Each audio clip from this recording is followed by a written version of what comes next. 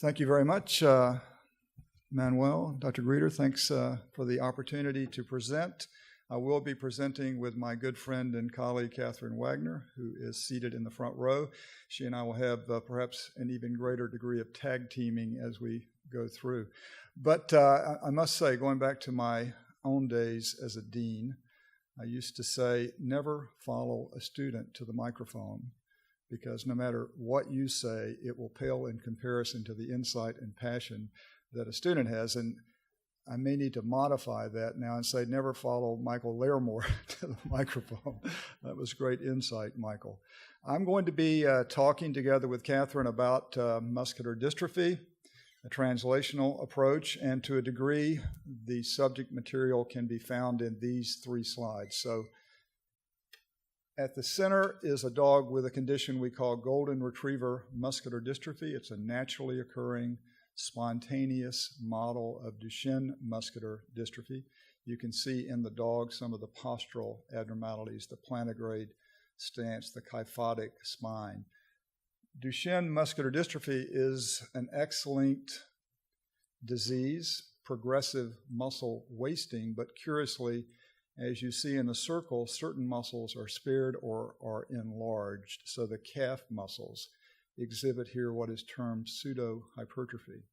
If you go to the right-hand side, you see a dog with a spontaneous myostatin gene mutation, a so-called bully whippet, that is homozygous null for myostatin, which is a negative regulator of muscle growth, the same gene that's mutated in double muscling of cattle. So at the end, you'll see that we have crossbred dystrophic dogs with myostatin gene mutations to create what we call grippets.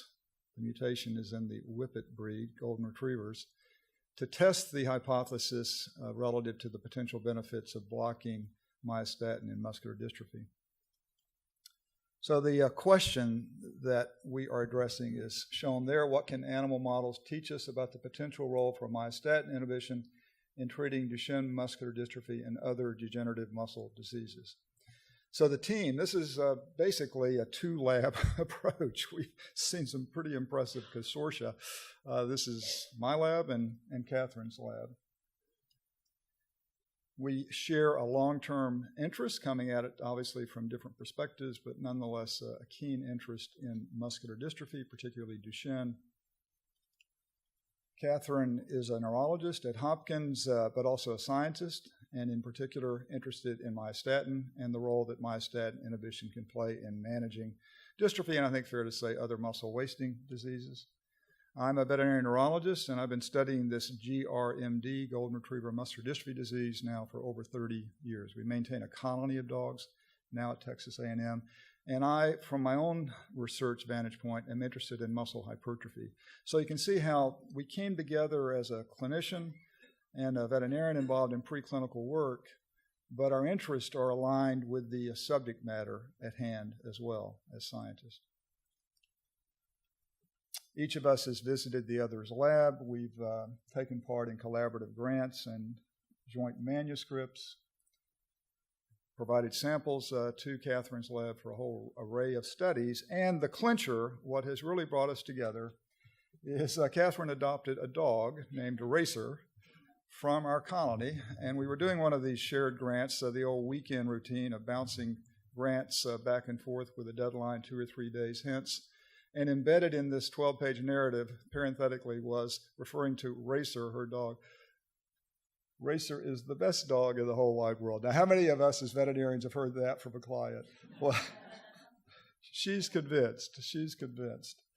So here are the collaborative teams. My lab at UNC Chapel Hill, when she and I first started collaborating, now at Texas A&M. Her lab, you may notice there's a particular individual who's featured out front of her lab. That's Racer.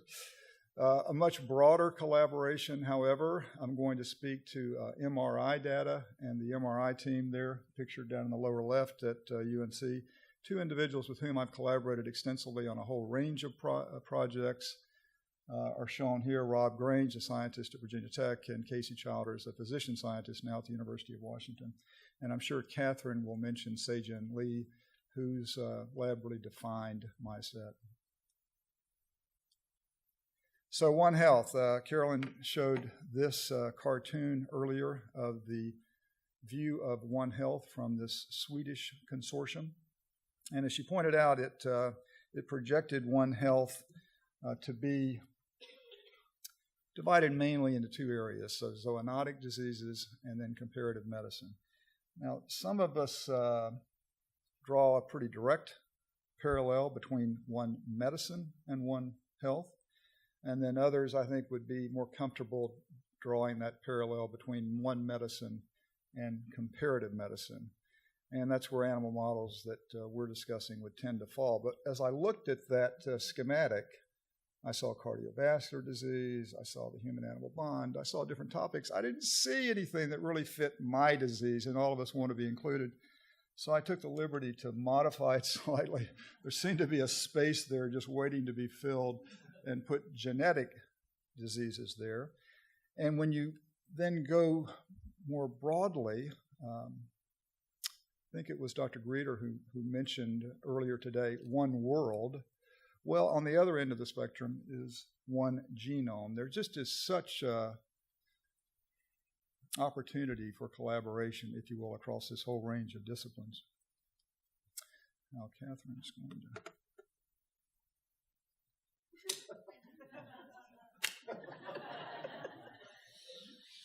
Thanks. It's a pleasure to be here. I've learned a lot already. So muscular dystrophies are a group of inherited progressive myopathies in which the major signs and symptoms relate primarily to skeletal muscle, although they may affect brain, heart, even eyes, for example. There are over 50 different muscular dystrophies that have now been defined. They were originally classified based on clinical features, such as what's the age of onset, how fast does it progress, what's the pattern of inheritance, and what specific muscles are affected early and preferentially. As the muscular dystrophies progress, they can begin to look like each other, with many muscles being involved. But early on in particular, they do have different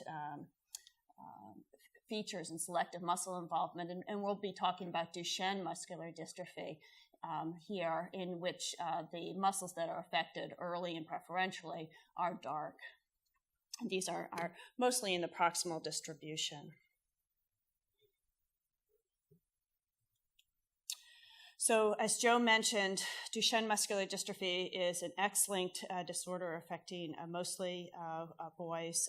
Women are carriers. Actually, about 1/3 of boys are spontaneous mutations. The other 2/3 inherit it from their mom. And the reason that there's such a high degree of spontaneous mutations is that the gene that's mutated in Duchenne muscular dystrophy, the dystrophin gene, is the largest gene in the human genome. It has 79 exons. This is a disorder that no amount of family planning is going to remove from the face of the earth. It is highly prevalent. Well, it's a rare disorder, but for a rare disorder, it's highly prevalent across the globe, 1 in 5,000 live male births. Boys usually present as toddlers. Their parents may notice that they have a waddling gait. They are not keeping up with their peers. They don't go upstairs well. This becomes progressive until the loss of ambulation in the early teens. And there's continued involvement of skeletal muscle, so that boys will also lose the ability of their upper extremities, lose the ability to feed themselves, and with weakness of the respiratory muscles, they die in early adulthood. They also may die of cardiomyopathy.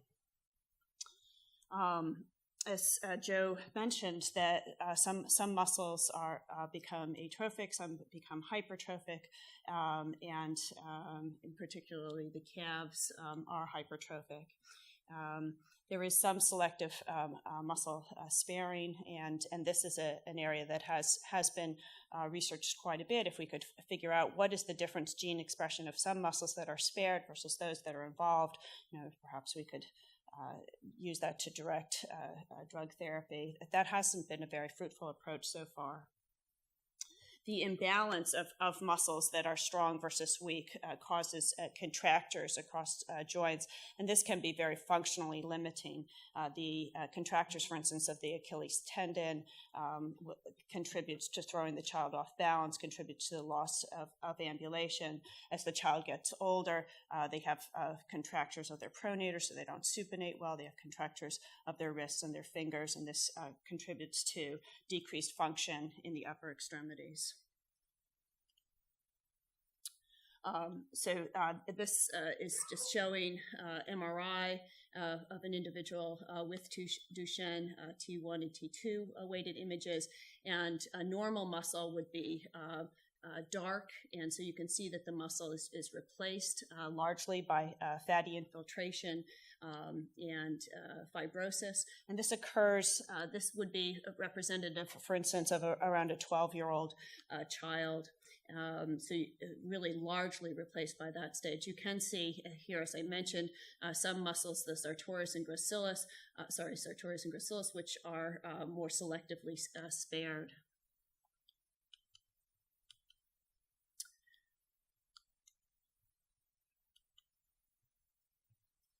Your turn.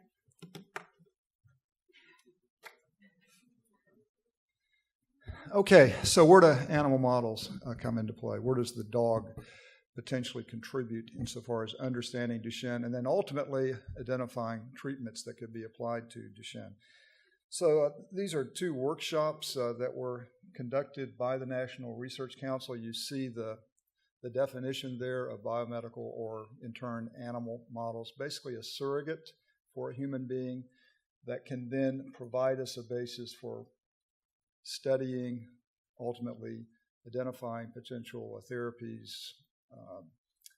perhaps looking at pathogenetic mechanisms, and really all over the map, from cell culture all the way to spontaneous animal models of disease. Now, here's an important concept that again came out of these two workshops, and it puts into focus that not every animal model is ideal.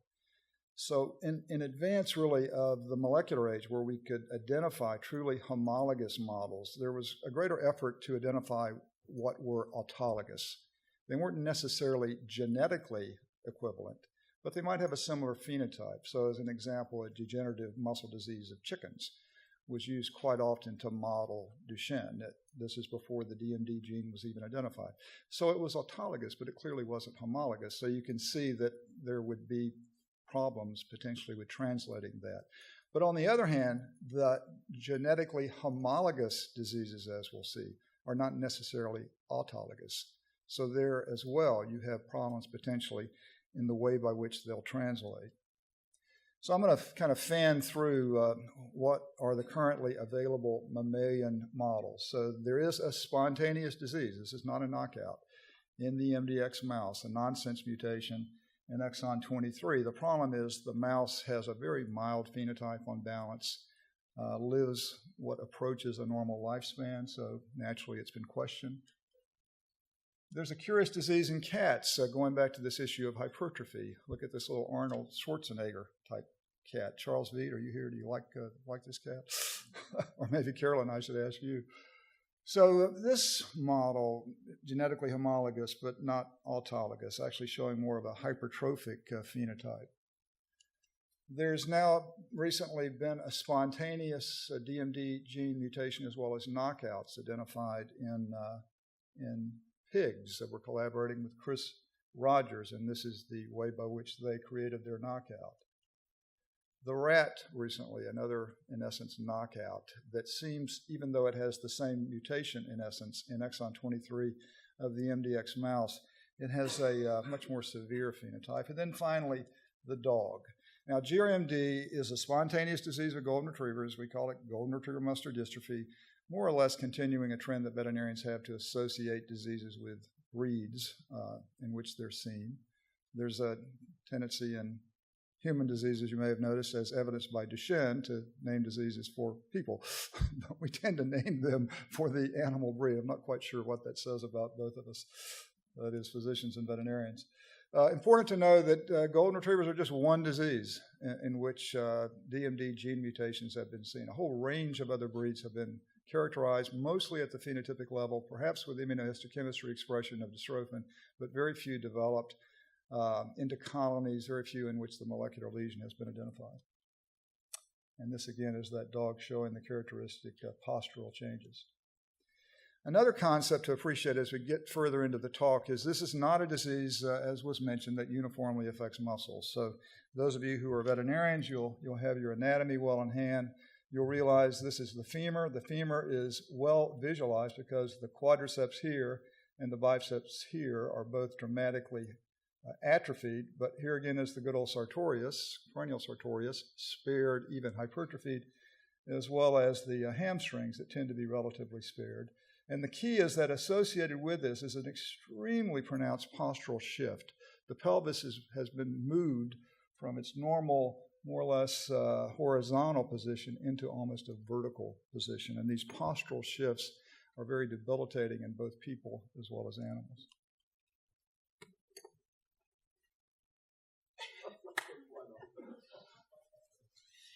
So Joe and I were going about our lives happily, independently. What do you mean happily independently?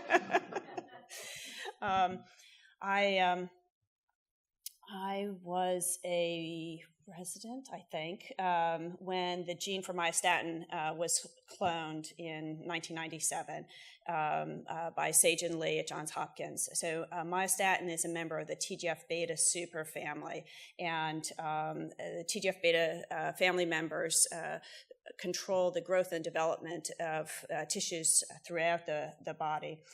These are some members. Oops. There we go. No? Looks like we're fading here. And they have a similar structure in which they're secreted as a pre-pro protein signal sequence is cleaved, and then a pro-peptide domain is cleaved to yield an active domain. And the TGF-beta family members tend to circulate as dimers of the active domain, non-homologous, non-covalently bound to the pro-peptide, which inhibits them. So Sejin pulled this out by a homologous screen and then determined the function of myostatin by knocking it out. And it had a very dramatic phenotype of causing hypermuscular.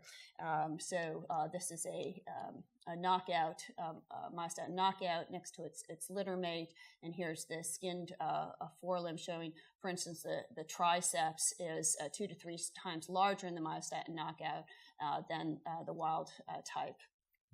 So this suggested and has borne out that myostatin, the natural function of myostatin is an endogenous inhibitor of muscle growth. So when you knock it out, you get this increased muscle growth, usually 2 or 3 times to the extent of wild type.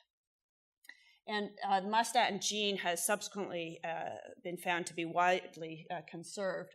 So this is from a paper of Sejin's showing the amino acid sequence of various myostatin from various different species, where black are the conserved amino acids, and this is that active C-terminal domain, and we're going from zebrafish down to humans, and so you can see that it's just extraordinarily well conserved, and the function of myostatin is also well conserved, and that's just been a fun story to watch over the years as first, double-muscled cattle were identified as myostatin mutants, hypermuscular sheep, myostatin mutants, whippets, which Joe is going to talk more about, the bully whippet being a natural myostatin mutant.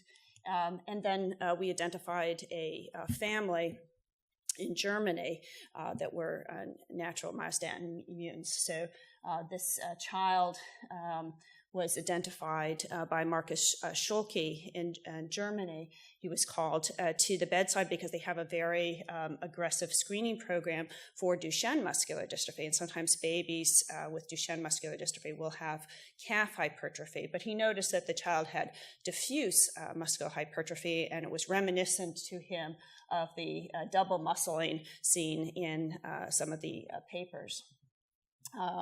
The child's mother was an Olympic sprinter, and Marcus sent us blood samples, and we were able to show that the child was a homozygous mutation for myostatin, and the mother was heterozygous mutation. And the reason that this is important is that it suggests that what we find in animal studies of myostatin inhibition may translate over to human studies in that the gene and the function are so well conserved. So along those lines, as I was becoming a neurologist and developing an interest in muscular dystrophy, Se-Jin Lee and I crossed the MDX mouse model of Duchenne to the myostatin knockout, and we saw that the weights of the MDX mice lacking myostatin here in purple were much greater than the MDX litter mates, and that the strength of the MDX mouse lacking myostatin was at least as strong, if not stronger, than wild-type mice, and significantly stronger than the MDX litter mates. Also, as has been shown more since then, of significant importance is that not only is the size of the muscle larger, but the quality appears better in that there's less fibrosis and fatty infiltration, fat shown by these white spaces, and fibrosis shown on mass on trichrome as blue. So in the absence of myostatin, there was much less fat and fibrosis, and subsequent studies have shown that there's much more regeneration in the absence of myostatin. So knocking out or blocking myostatin increases muscle mass and strength, and reduces muscle fibrosis in the MDX mouse, but it's well known that there are many limitations to the MDX mouse model. As Joe has already mentioned, it has a very mild phenotype compared to humans. In fact, it doesn't really have any difficulty motor-wise. There are pathological differences and small differences in strength, but for instance, it doesn't stop walking, and it doesn't have a reduction in survival. Also, all of the muscles are fairly uniformly affected in the MDX mice, much different than in humans or in dogs. And the mice only live about 2 years. They have very different telomerase activity than larger animals, and we really couldn't assess issues of replicative senescence. And that became a major question as myostatin inhibitors began to be developed by pharmaceutical companies, whether we would be speeding up muscle regeneration, but not attacking the underlying pathophysiology where muscle cells die, so that perhaps we would reach replicative senescence. Your turn again.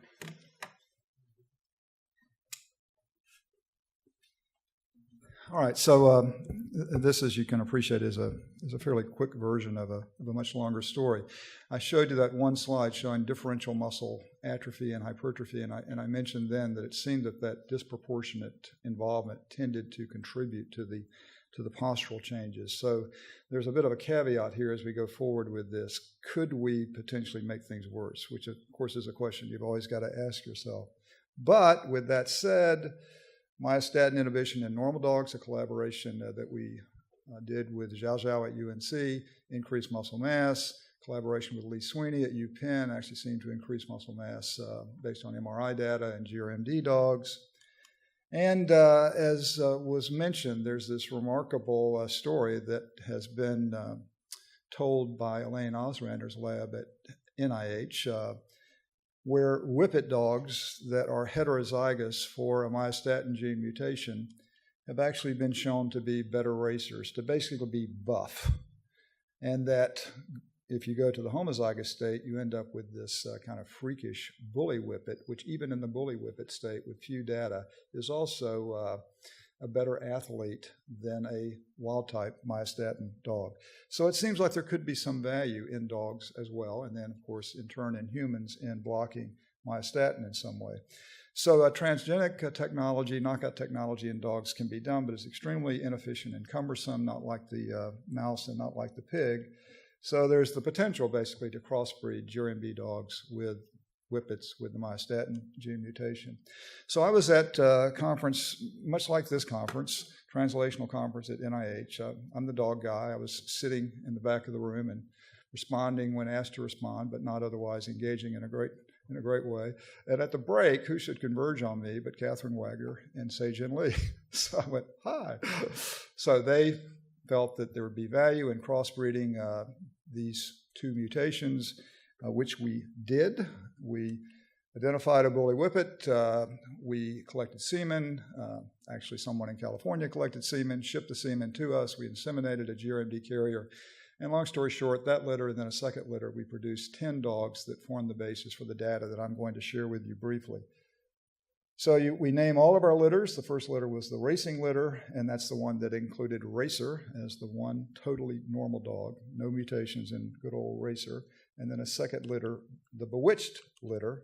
You see some of the names there from childhood, Endora, Hagatha, Durwood, and so forth.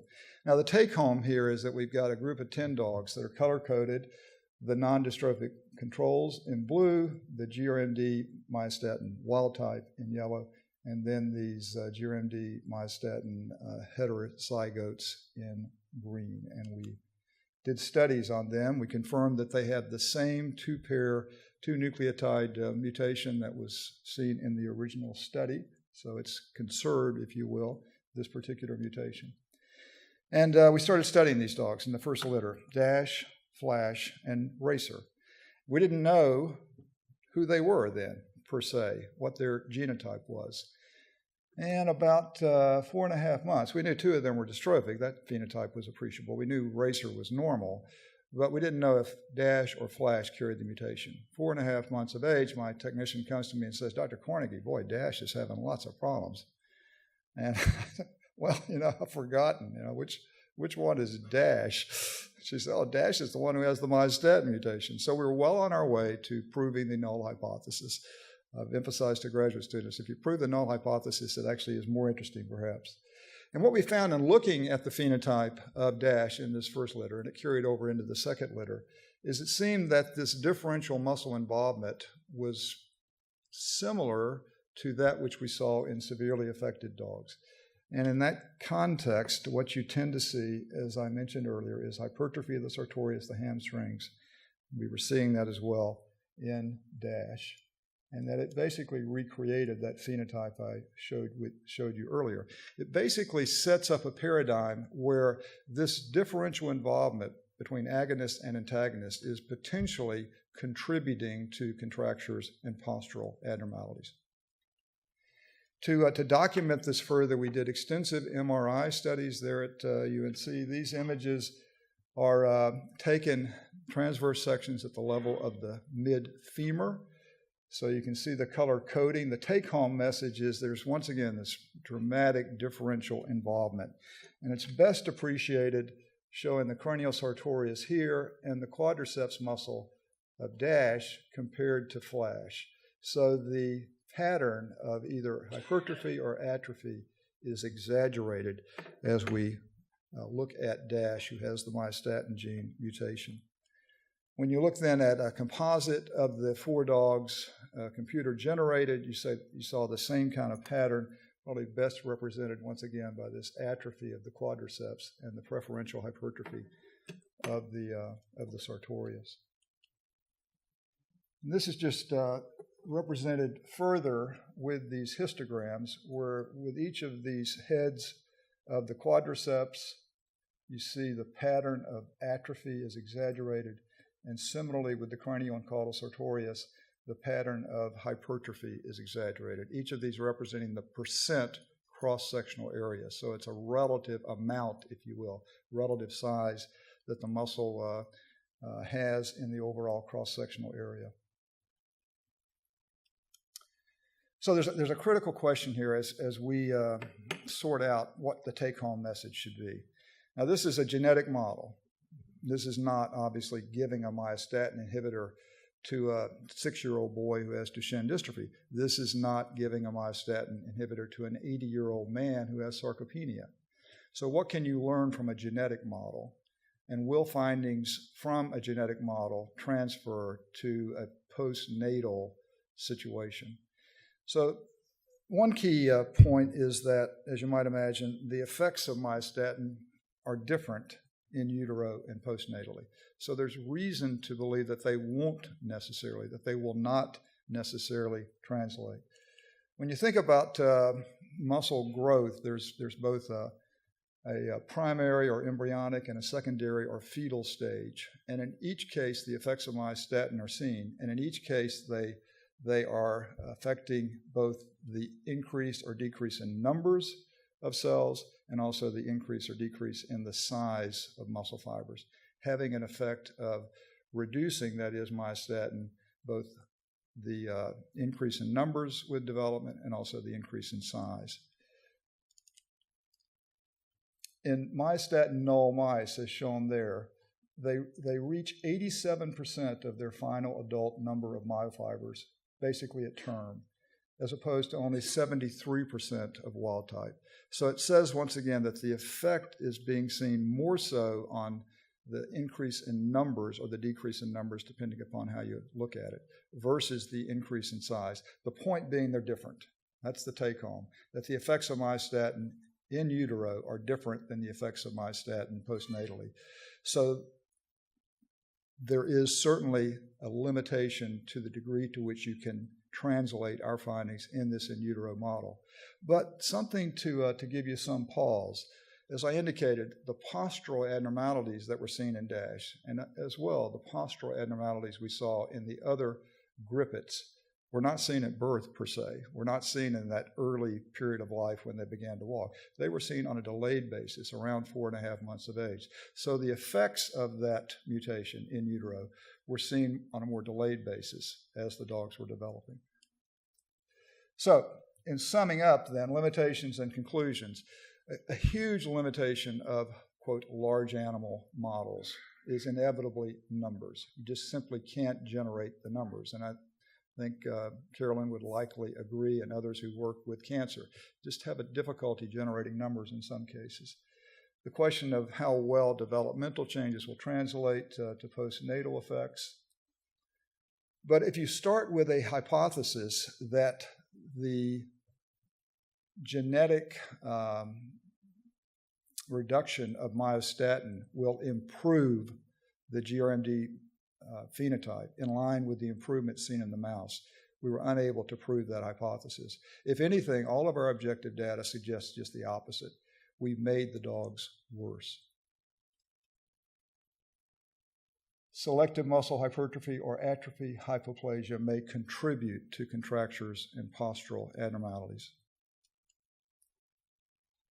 We've looked at the cranial sartorius as a model system in and to itself to study hypertrophy. A lot of work done in collaboration with Eric Hoffman here in DC at Children's National.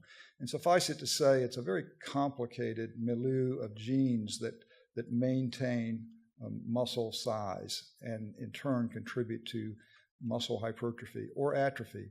And those genes in tandem, depending upon the muscle, contribute ultimately to the phenotype that you see.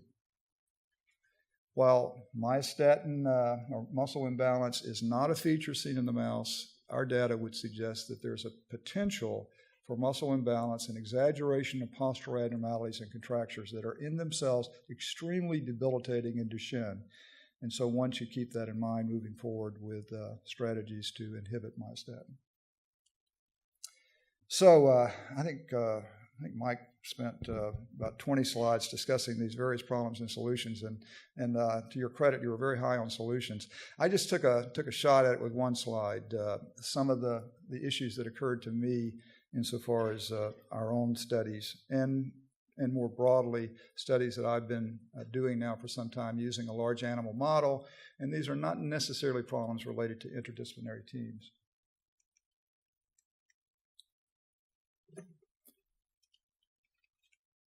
So we've talked about this silo effect that individual labs have, individual disciplines have. You could say even to a certain extent,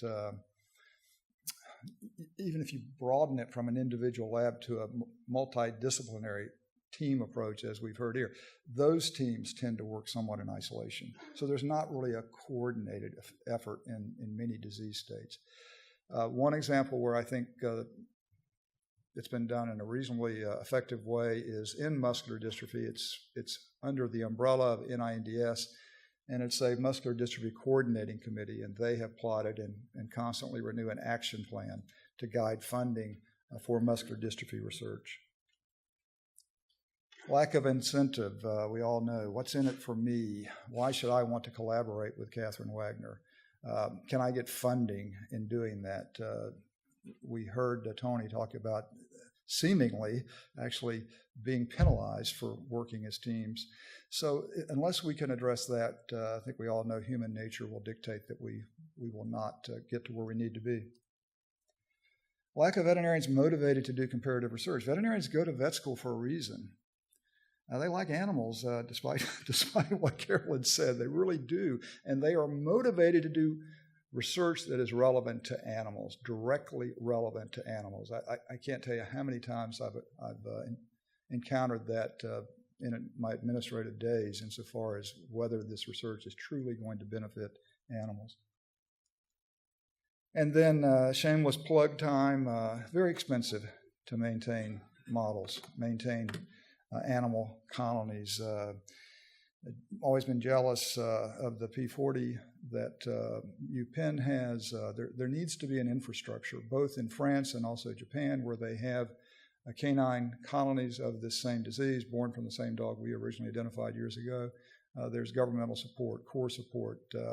So it's there, but I don't really think it's adequate to do what we need to do.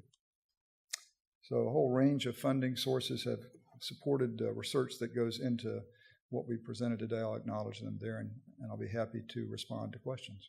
Thank you.